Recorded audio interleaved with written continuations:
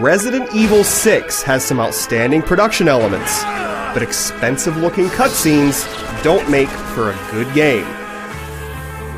As a story, this not very scary third-person shooter hits some high notes, thanks to 4 interwoven personal tales. But actually interacting with Resident Evil 6 is a chore. This is a wannabe action film that resents your interference and punishes you by forcing on you one horrible QuickTime event after another.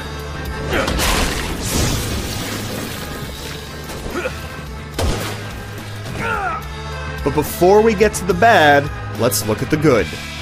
Resident Evil 6 is made up of 4 campaigns, 3 of which focus on a pair of characters. There's Leon Kennedy and newcomer Helena Harper in the campaign that's most reminiscent of previous Resident Evil games.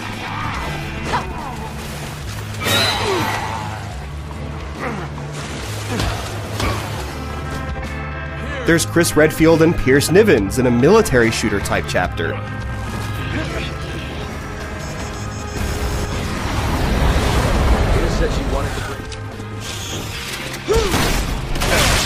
Jake Muller and Sherry Birkin's campaign is mostly about scripted set pieces and lots of running. And then you unlock Ada Wong's story with its stealth elements and puzzle solving. All but Ada's campaign can be played cooperatively with another player, either online or off. Otherwise, your companion is controlled by the generally competent AI.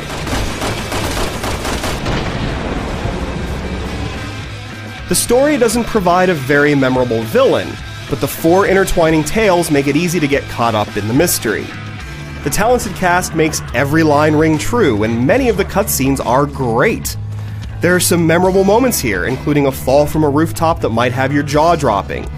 But cinematics only get you so far when the gameplay between them is so clumsy, so jumbled, so off the rails, that you wish Capcom had just made a movie and forgotten the game part.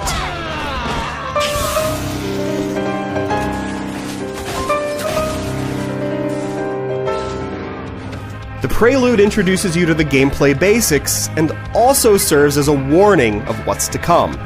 Right off the bat, you discover Resident Evil 6's tight focus on QuickTime events, set pieces, and button prompts.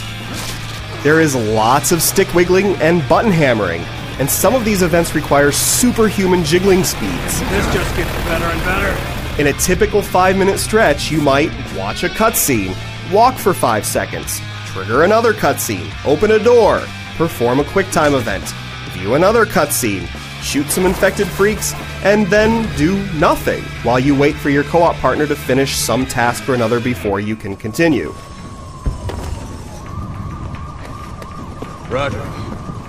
Roger. The camera follows suit, changing position all the time, regardless of whether it's actually best for the gameplay. And don't forget the unavoidable gotcha deaths, where a vehicle comes barreling through the level, or an avalanche drops snow on you. If you're in the wrong place at the wrong time, there's not a whole lot you can do to avoid that stuff. You're just gonna have to do it again.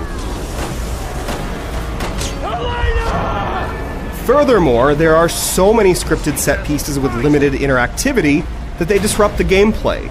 You're constantly running towards the camera to escape from something. Run! Son of a bitch, he's strong!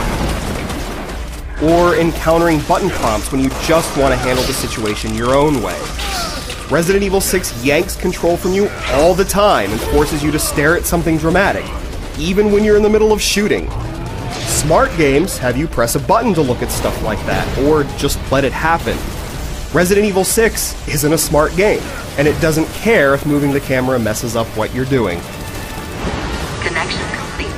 You do kill some mutated grotesqueries in the middle of all this.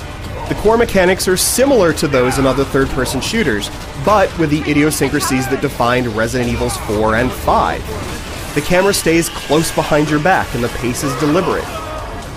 Infected enemies behave in all sorts of cool and disgusting ways, and react properly to getting shot or slammed into.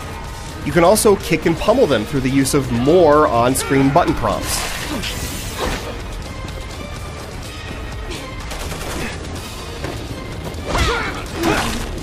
If you find the deliberate action appealing, you can devote some time to the returning mercenaries mode, in which you and a buddy off as many enemies as you can before the clock ticks down to 0.